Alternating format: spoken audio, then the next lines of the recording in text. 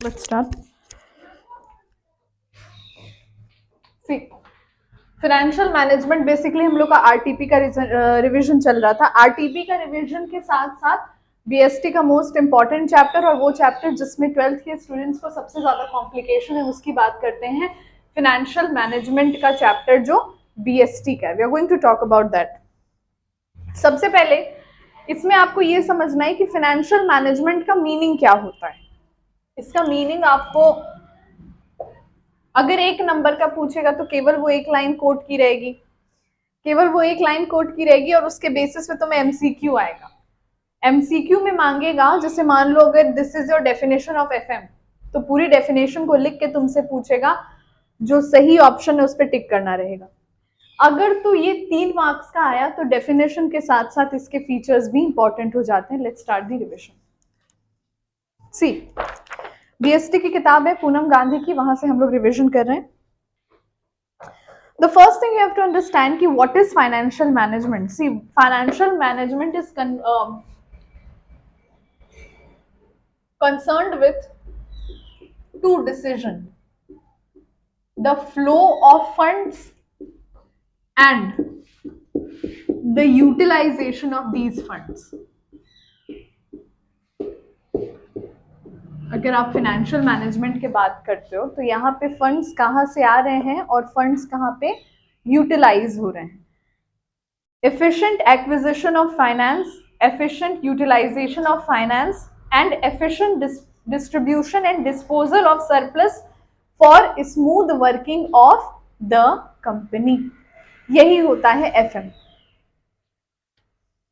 Role of financial management की अगर हम बात करते हैं तो सबसे पहले सबसे इंपॉर्टेंट किसी कंपनी के लिए बिजनेस को शुरू करने के लिए क्या होता है? Fixed asset. तो किस तरह से कंपनी कितने फिक्स एसेट को अक्वायर करती है और उसको अक्वायर करने में उसने कितने फाइनेंसेस जो है, अपना इक्विटी है मतलब उसका खुद का है, और कितना बोरोड है, ये मैटर करता है। उसके बाद फिक्स एसेट में हम बात करते हैं तो size and composition of fix asset. Current asset क्यों इंपॉर्टेंट हो जाते हैं? करंट एसेट का इस्तेमाल कहाँ होता है? वर्किंग कैपिटल में। याद करो, working capital equals to current asset minus current liabilities. जो कंपनी अपने करंट एसेट को कैश में जितना जल्दी कन्वर्ट कर पाती है वो कंपनी का वर्किंग कैपिटल टर्नओवर रेशियो उतना बेटर होता है। मतलब वो कंपनी अपने फाइनेंसेस को उतना जल्दी मीट कर पाती है। एक छोटा सा एग्जांपल समझो इस पे, यहां तक कैप्चर हो रहा है? इन्वेंट्री की अगर हम बात करते हैं, 10,000 की इन्वेंट्री कंपनी ए के पास भी है और कंपनी बी के पास भी है।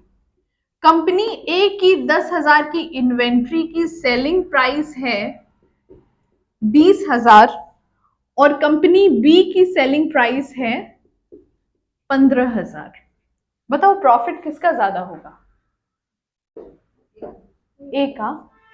ये नहीं आप बता सकते जब तक आपको ये नहीं पता चलता है कि working capital inventory turnover ratio कितना है। मतलब इनकी ये पूरी इन्वेंट्री बिकती है, 10,000 की पूरी इन्वेंट्री बिकती है 24 डेज में और इनकी पूरी इन्वेंट्री बिक जाती है केवल 14 डेज में।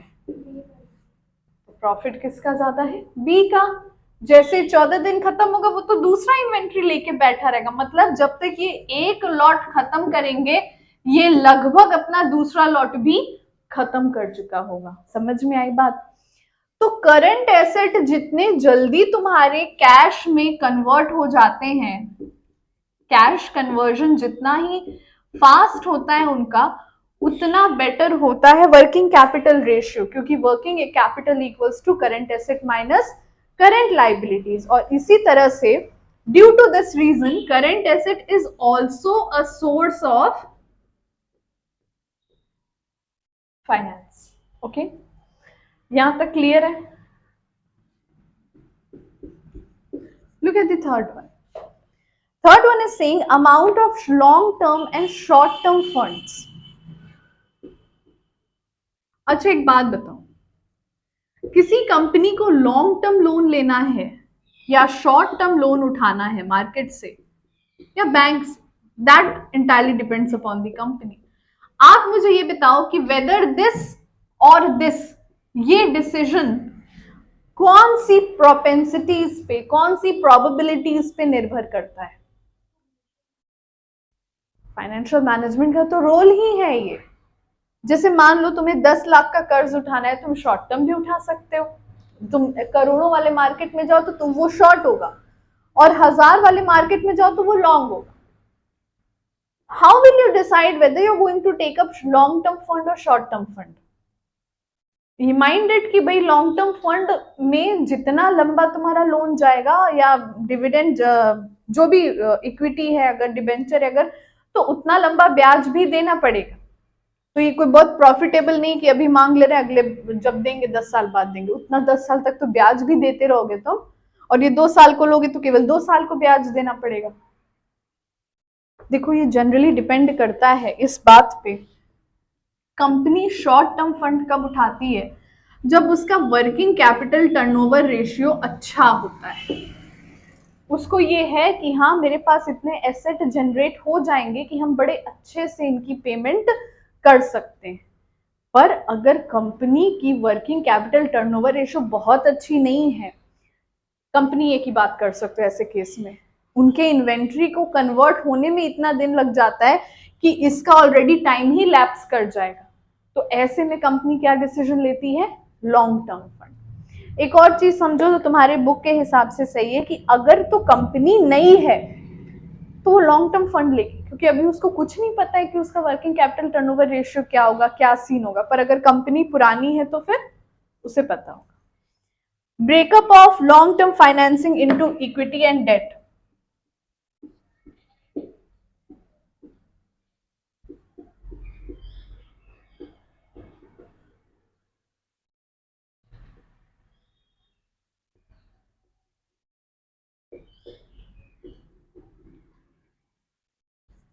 देखो कंपनी के फाइनेंस का एक बहुत ही मेजर पोर्शन होता है उसका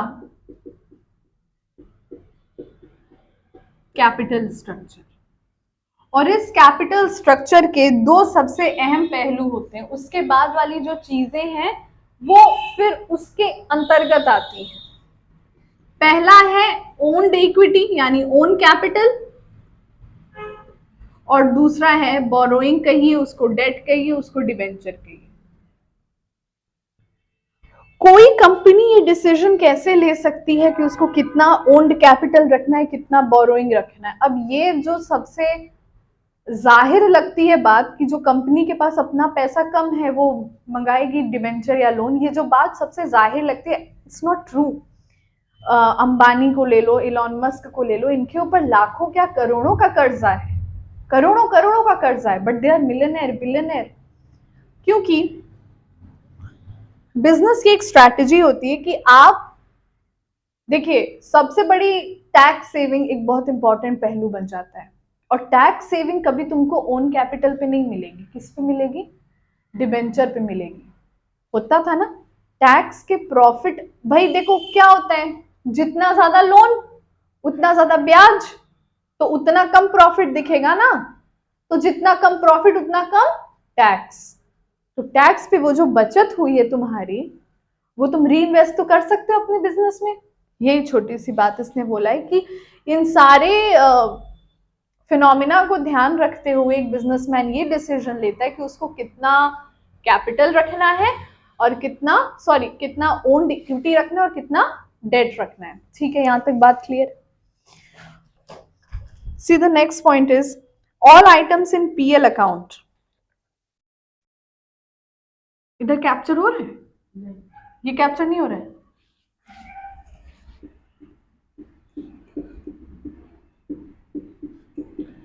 पीएल अकाउंट कैसे, फाइनेंशियल मैनेजमेंट पीएल अकाउंट के डिसीजन पे कैसे निर्भर करता है? चलो तुम बताओ, फाइनेंशियल अकाउंटिंग का थोड़ा बहुत तुम्हें पढ़ा दिया मैंने। पीएल अकाउंट जो कि ट्रेडिंग के बाद प्रिपेयर किया जाता है, ट्रेडिंग जिसमें कि आपका ग्रॉस प्रॉफिट दिखता है, पीएल जिसमें कि नेट प्रॉफिट या नेट लॉस रिफ्लेक्ट होता है. So it is saying that all the items in the PL are affected by the decision of financial management. कैसे कैसे PL के आइटम्स कैसे उस पे डिटरमाइन होते हैं, उस पे कैसे वो डिपेंड करते हैं फाइनेंशियल मैनेजमेंट के डिसीजन पे.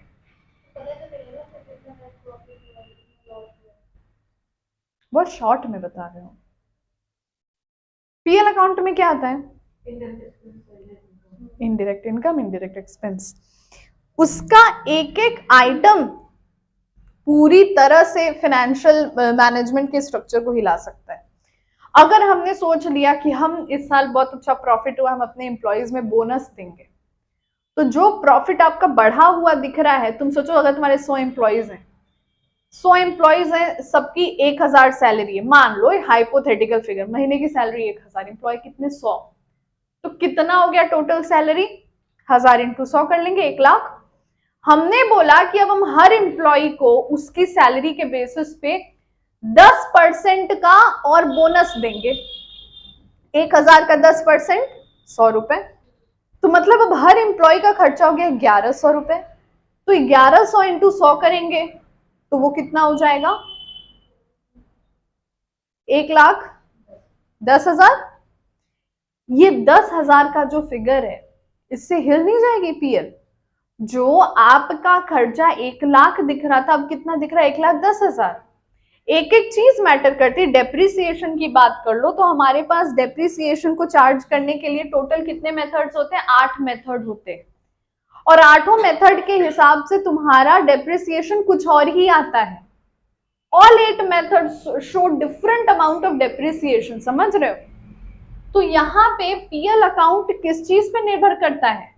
मतलब फाइनेंशियल मैनेजमेंट का सबसे इंपॉर्टेंट रोल ये भी होता है कि पीएल में कितना प्रॉफिट रिफ्लेक्ट होगा. तभी तो तुम सोचो ऑडिटिंग का प्रोसेस जन्म लिया ना, क्योंकि लोग पीएल अकाउंट को भी बड़े आराम से मैनिपुलेट कर लेते हैं अपने फाइनेंशियल मैनेजमेंट के डिसीजंस के बेसिस पे. इस वजह से ऑडिटिंग की जाती है, जहां पे आपका केवल पीएल ही नहीं, आपकी जो सब्सिडरी बुक्स, जो जर्नल प्रॉपर ये सब मेंटेन होता है, वो सब चेक होता है. यहां तक क्लियर था रोल ऑफ फाइनेंशियल मैनेजमेंट. आगे बढ़ाएं बात. सही कैप्चर हो रहा है?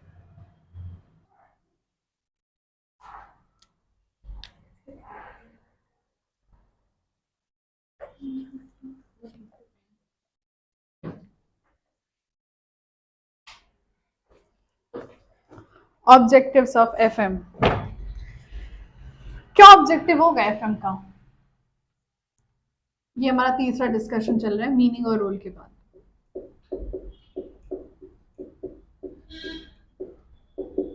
सब रिवीजन चल रहा है स्टूडेंट्स. मैं देख सकती हूँ कि नोट्स की कॉपी है जो क्लास में कराए थे. तुम्हारी नोट्स की कॉपी खो चुकी है. तुम्हारा नाम नहीं लेंगे वीडियो पे, क्योंकि हर वीडियो में तुम्हारा नाम जाता है.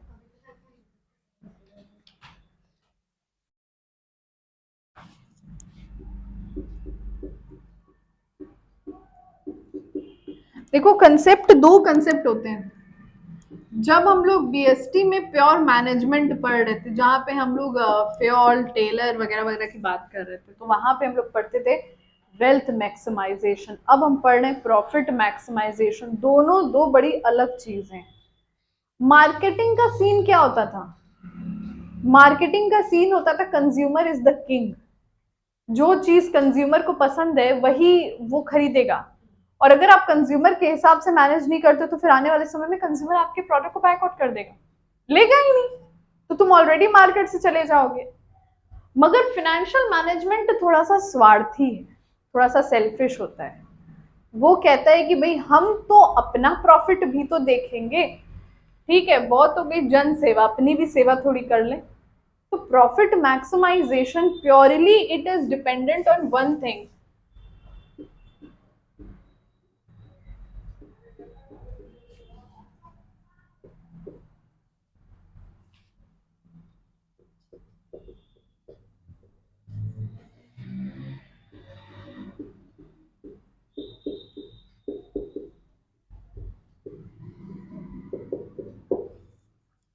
How much money can a company can generate in one accounting year.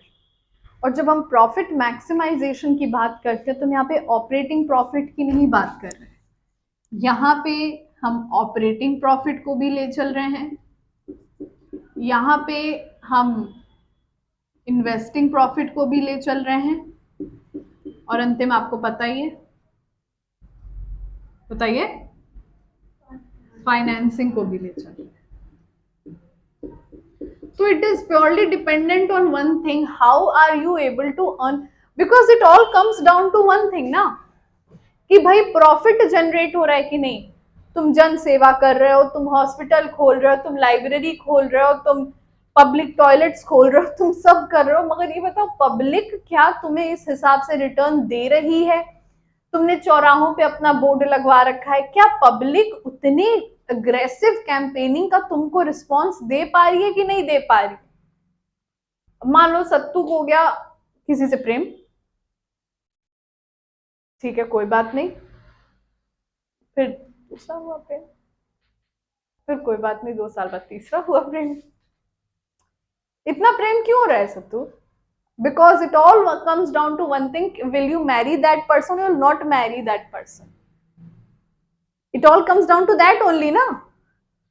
और ये how will you decide whom will you marry, parents पे डिपेंड होता है। माँ बाप माने तो ठीक, वरना आज से तू मेरा भाई। तो this is that thing only, it all comes down to one thing. तुम मार्केटिंग कर रहे हो, तुम अग्रेसिव सेलिंग कर रहे हो, तुम कैंपेनिंग कर रहे हो, but whether you are able to generate hard cash from the public और नॉट। तो प्रॉफिट मैक्सिमाइजेशन, मैंने एक बहुत अच्छी सी बात बोली कि देखो ये पूरी सेल्फिश कंसेप्ट है। वेल्थ मैक्सिमाइजेशन सेल्फलेस कंसेप्ट है कि हम I will be of service to the public, but I can only give service to the public if I am getting something in return for the public। बात सही है? अगली बात करते हैं। जो नेक्स्ट पॉइंट है आपका प्रॉफिट मैक्सिमाइजेशन के बाद, मेंटेनेंस ऑफ लिक्विडिटी। लिक्विडिटी का मतलब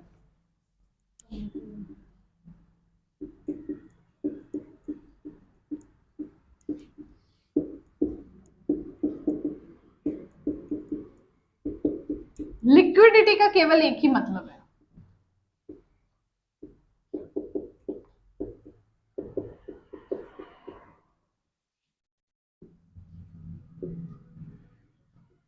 अवेलेबिलिटी ऑफ कैश।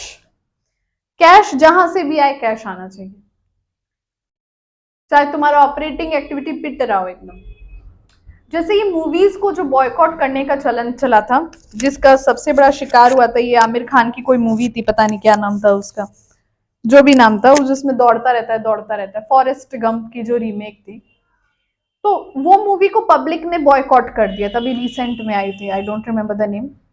उस मूवी को पब्लिक ने बॉयकॉट कर दिया था, और एवरीवन वाज लाइक हाँ हाँ पिक्चर पिट गई, ये बल्ले बल्ले, because of some objectionable thing. या होता रहता है हिंदुस्तान में, एवरीथिंग एवरीवेयर इज सास बहू की साजिश। अब सीन क्या था ना, पीपल वर लाइक हाँ हाँ मूवी पिट गई, बट एक बात समझ लो, मूवी अगर बिक गई है तो उसने अपना बजट निकाल लिया है। मतलब it all comes down to one thing, that movie has earned the money. देखो पूरा कैसे डिस्ट्रीब्यूशन का काम करता है। लेट्स से एक मूवी आई 100 करोड़, ठीक है, मूवी में अगर ऑलरेडी एक बहुत बड़ा स्टार कास्ट हुआ है, तो मूवी का स्क्रिप्ट कैसा भी हो लोग देख लेंगे उसे। हमारे हिंदुस्तान में कितने ऐसे एक्टर्स हैं जिनकी मूवी में कोई लॉजिक नहीं होती, कोई लॉजिक नहीं होती, फिर भी लोग हाउसफुल कराते हैं उसकी शो। तो गुडविल भी काउंट करता है। अगर ऐसे स्टार की मूवी के राइट्स बिक जाते हैं, you understand the meaning of rights, intellectual property rights, आप लोगों ने पढ़ा रखा है सर, जिसमें पेटेंट आता है, ट्रेडमार्क आता है। तो अगर वो मूवी को टेलीविजन पे या OTT platform, over the top platforms, आपका अमेजॉन, नेटफ्लिक्स, ये सब, इस पे दिखाने का अगर कोई राइट्स खरीद लिया है स्टूडेंट्स, तो उसने ऑलरेडी उतने पैसे चुका दिए हैं जितना उस मूवी का बजट था, जिसमें उस मूवी में काम किए कास्ट क्रू की सैलरीज से लेकर उस एक्टर की फीस तक आती है।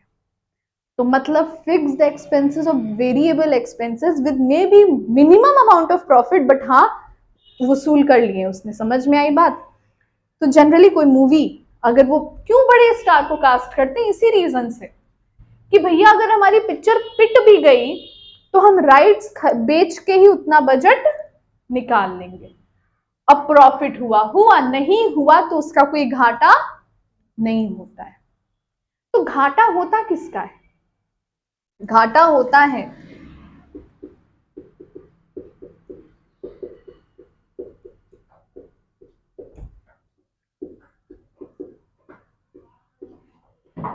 डिस्ट्रीब्यूटर्स का और फाइनेंसर्स का।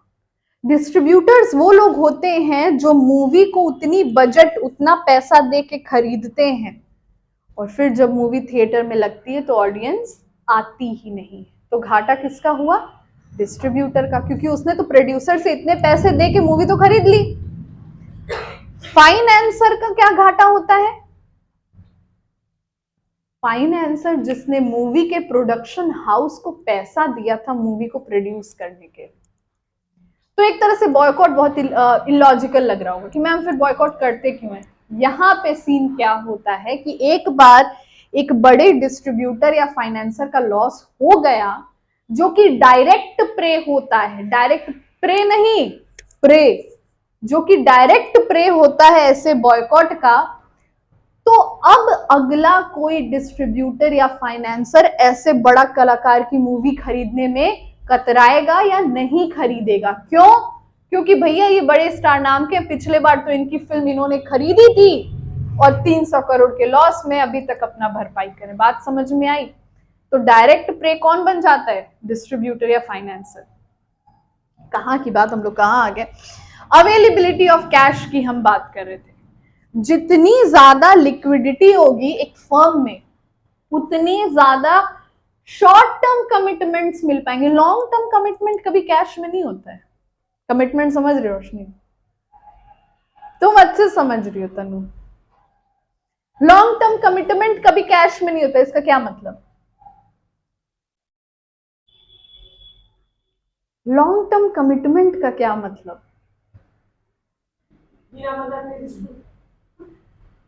ठीक, वो भी एक बात है कि हाँ उधर भी अगर आप लॉन्ग टर्म कमिटमेंट किसी से कर देंगे तो फिर आपको उसकी इनकम या उसके लुक्स से फर्क नहीं पड़ेगा। यहां फर्म की बात कर रहे हैं।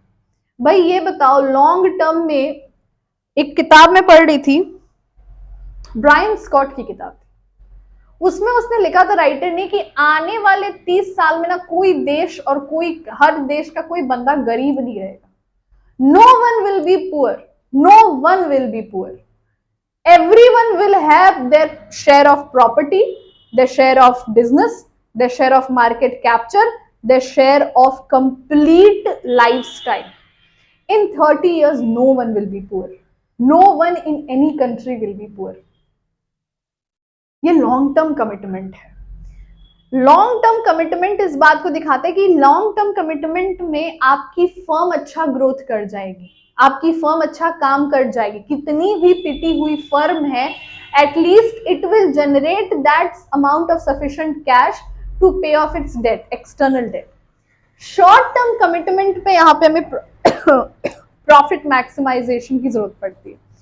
जितना ज्यादा लिक्विडिटी उतना ज्यादा कैश, और जितना ज्यादा कैश उतने ज्यादा शॉर्ट टर्म कमिटमेंट्स को मिलने की कैपेसिटी। Is that okay? आगे बढ़ा है बात, इस पे लंबी डिस्कशन चल गई। The next one is proper utilisation of funds, number C. ये कैप्चर हो रहा है? प्रॉपर यूटिलाइजेशन ऑफ फंड्स का क्या मतलब है?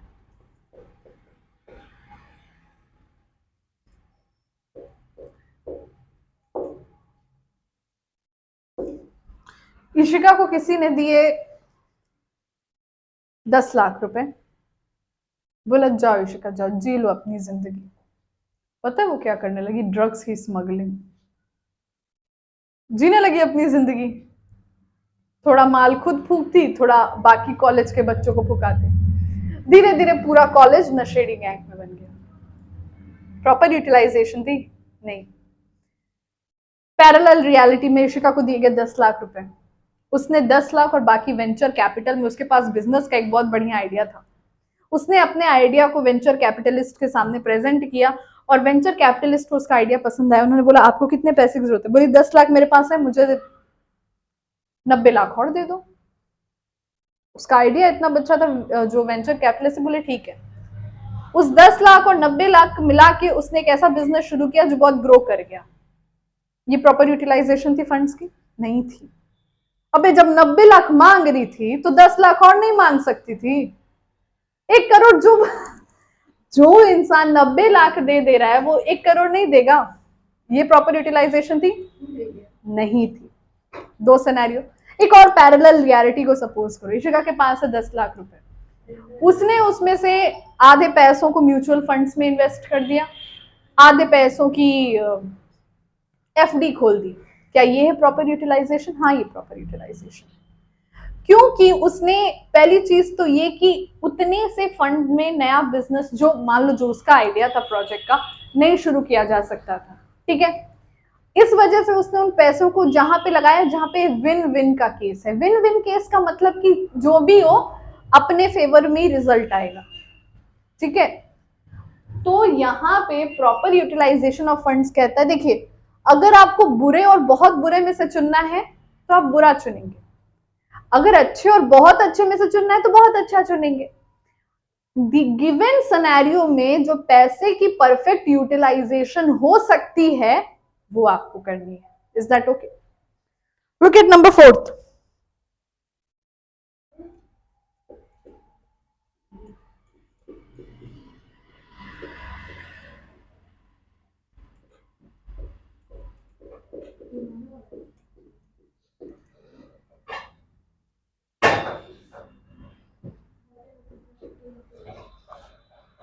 क्या हो रहा है? ये तुम्हारा वाला है, मेरा वाला है।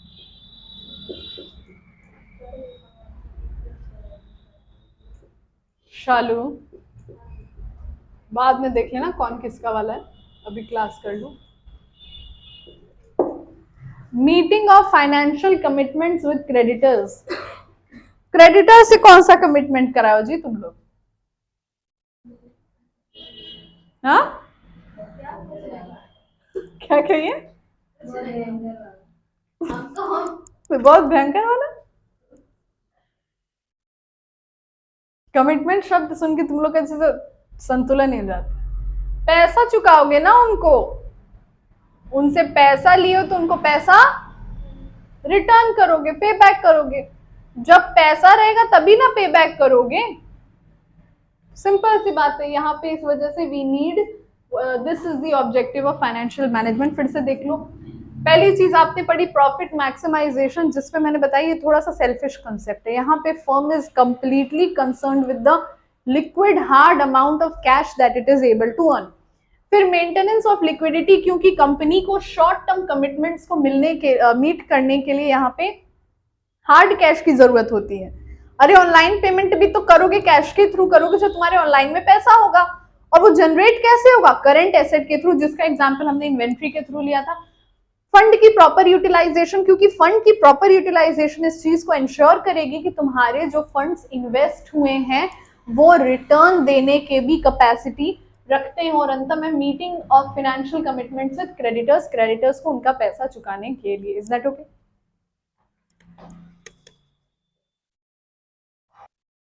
तो ये चैप्टर का बस अब अंतिम चल रहा है। देखो, जिन बच्चों को लिखना होगा, यूट्यूब के बच्चों को, वो वीडियो को पॉज करके लिख लेंगे। चलो pay attention, look over here. सबसे पहले फाइनेंसिंग डिसीजन क्या होता है? स्टूडेंट्स, फाइनेंसिंग डिसीजंस को 3 पार्ट्स में डिवाइड करते हैं। इन्वेस्टिंग डिसीजन, इन्वेस्टिंग डिसीजन किसी भी एसेट में जो इन्वेस्टमेंट होता है उसको रिलेट करता है। ए स्टॉप दिस खटर पटर फॉर अ मोमेंट। ये इन्वेस्टमेंट ऑफ एसेट को रिलेट करता है, कब करता है? जहां पे मैक्सिमम बेनिफिट कौन से एसेट में इन्वेस्ट करने में आएगा। इसके इंपॉर्टेंस क्या होता है? कंपनी का long term growth. Long term growth किस पे डिपेंड करता है? कंपनी के एसेट पे। तो इन्वेस्टिंग डिसीजन इसी वजह से उन एसेट्स का चुनाव करता है जिनमें जो ग्रोथ है वो लॉन्ग टर्म है। Large amount of fund, definite सी बात है, अगर आपने एसेट खरीदना है तो छोटी मोटी चीज नहीं है। एसेट एक पूरी प्लांट हो सकती है, एक पूरी मशीनरी हो सकती है। 4-5 लाख से तो कम का खर्चा आएगा नहीं एक मशीन का, मशीनरी का, प्लांट का। तो large amount of capital, irreversible decision, एक बार ये डिसीजन ले लिया तो ले लिया, अब या तो तुम पछताओगे या तो तुम ग्रेटफुल रहोगे, पर ये डिसीजन रिवर्स नहीं हो सकता क्योंकि प्लांट आ गई है, प्लांट इंस्टॉल हो गई, प्लांट लग गई है। अगर अब वो डिसीजन को रिवर्स करना है, पहली बात तो तुम्हें इतने ज्यादा पापड़ बेलने पड़ेंगे कि वही एसेट किसी तरह से चल जाए। नहीं चलेगी अगर वो प्लांट है तो जितना इंस्टॉलिंग में खर्चा नहीं हुआ है ना, उसके डिमोलिशन में उसका दुगना आएगा। फाइनेंसिंग डिसीजन, दो चीजों को फाइनेंसिंग डिसीजन कंसर्न करता है। कैपिटल स्ट्रक्चर, देख रहे हो ये capital structure, it is one and the same thing. यहाँ पे तुमने इसका थ्योरी पोर्शन पढ़ा है, यहाँ पे इसका न्यूमेरिकल पढ़ रखा है। फाइनेंसिंग डिसीजन बात करता है कितना फर्म कैसे डिसाइड करेगा कि ओनर का कैपिटल कितना जाएगा और बोरोड फंड कितना जाएगा। ये बात किस पे डिपेंड करती है? कॉस्ट ऑफ कैपिटल पे। कंपनी को जो चीज सस्ती पड़ेगी वो उसके साथ ज्यादा बेटर, और साथ ही साथ टैक्स में बचत की बात होती है। कैश फ्लो की पोजीशन क्या, अगर आपके पास लिक्विडिटी अच्छी नहीं है तो आप डेफिनेटली बोरोड फंड के साथ नहीं जा सकते, बिकॉज आपने उनको इंटरेस्ट एक तय समय पे देना ही देना है, चाहे प्रॉफिट्स हो चाहे लॉस हो। कंट्रोल कंसीडरेशन, अगर आप इक्विटी के शेयर होल्डर्स को बढ़ाते हो तो वोटिंग राइट्स भी बढ़ जाएंगे, as a result board meeting में वोटिंग का हक कम हो जाएगा। फ्लोटेशन कॉस्ट, फ्लोटेशन कॉस्ट मतलब पैसे को, सिक्योरिटी को मार्केट में लाने का खर्चा फ्लोटेशन कॉस्ट होता है। फिक्स कॉस्ट कितना आएगा, कितना आपको हर समय पे करना है, ब्याज की बात है। स्टेट ऑफ मार्केट, मार्केट कौन से सीन में फेवरेबल चल रहा है, ओनर्स में या बोरोड में। अंतिम बात डिविडेंड डिसीजन की। डिविडेंड डिसीजन, सरप्लस का जो पैसा, प्रॉफिट का वो पैसा जो अभी बटा नहीं है, वो किस हिसाब से बटेगा, क्रेडिटर, एम्प्लॉय, डिबेंचर होल्डर और शेयर होल्डर के बीच। ये बात किस पे निर्भर करती है? सबसे पहले आपकी अर्निंग कितनी है, अर्निंग में स्टेबिलिटी कितनी है, आप कितने रेगुलर इंटरवल्स पे कमा पाते हो। कैश फ्लो की पोजीशन कितनी है, आपकी कैश फ्लो पोजीशन मतलब पैसा आप कैसे निकाल पाते हैं। ग्रोथ की अपॉर्चुनिटी कितनी है, और शेयर होल्डर को प्रेफरेंस कितनी है। अगली लेक्चर चलेगी फाइनेंशियल स्टेटमेंट विथ एडजस्टमेंट की, स्टूडेंट्स बाहर है उनको बता दो। उसके बाद फाइनेंशियल लेवरेज की हम बात करते हैं। कैपिटल स्ट्रक्चर, ये टॉपिक खत्म हुआ, कैपिटल स्ट्रक्चर की बात करते हैं। फाइनेंशियल लेवरेज में आपको समझनी है सबसे पहली चीज, फाइनेंशियल लेवरेज होता क्या, याद करिए हम लोगों ने 3 फर्म्स के डेफिनेशन से पढ़ा था। एक फर्म EBIT कमाती है, earning before interest and taxes. जब हम इंटरेस्ट को माइनस करते तो आता है earning before taxes. Earning before taxes में से हम टैक्सेस को माइनस करते हैं, आता है अर्निंग आफ्टर टैक्सेस। और इन अर्निंग आफ्टर टैक्सेस को हम नंबर ऑफ शेयर होल्डर से डिवाइड करते हैं, वो आती है अर्निंग पर शेयर। जितनी ज्यादा अर्निंग पर शेयर, उसका उतना हाई रहेगा मार्केट का वैल्यू, क्योंकि वो व्यक्ति एक शेयर पे उतनी कमाई ज्यादा दे रहा है। अंतिम डिस्कशन, कैपिटल होते हैं 2 प्रकार के, fix capital, working capital. Working capital के बारे में बहुत सी बातें हो चुकी है। वर्किंग कैपिटल वो जहां पे current asset equals to current liability, current asset minus current liability equals to working capital. यहाँ पे समझने वाली चीज ये होती है कि जितने ज्यादा एसेट उतनी करंट एसेट, उतनी ज्यादा एक आपको स्ट्रैटेजिक पोजीशन देखने मिल सकती है। और फिक्स कैपिटल जो बिजनेस में तब तक इन्वेस्ट रहता है जब तक बिजनेस बंद नहीं हो जाता है, ये कैपिटल बजटिंग भी कहा जाता है। बिजनेस का नेचर, कितना बड़ा आपके ब्रांच है, कितना बड़ा ऑफिस है, टेक्निक कौन सा प्रोडक्शन का यूज करें, कैपिटल इंटेंसिव, लेबर इंटेंसिव, और अंतिम में डाइवर्सिफिकेशन, मतलब आप कितने लाइन ऑफ बिजनेस में काम करें। इसी के साथ BST के चैप्टर 9 का रिवीजन का लेक्चर खत्म हुआ है। एक बात तो क्लियर है, डिटेल लेक्चर में हम लोगों को 14 दिन लगे थे, रिवीजन लेक्चर एक क्लास में खत्म हुआ है।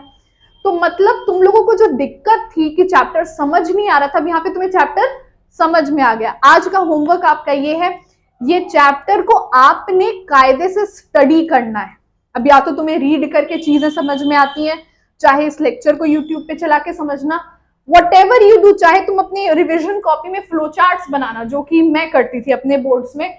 मुझे बड़ा अच्छा लगता था जब मैं फ्लो चार्ट्स बना के, तो मतलब एक पेज खोला, पूरा का पूरा चैप्टर सामने बना हुआ। Do whatever you want to do, but ये चैप्टर का एनालिसिस आज आपका होमवर्क है। Lecture over.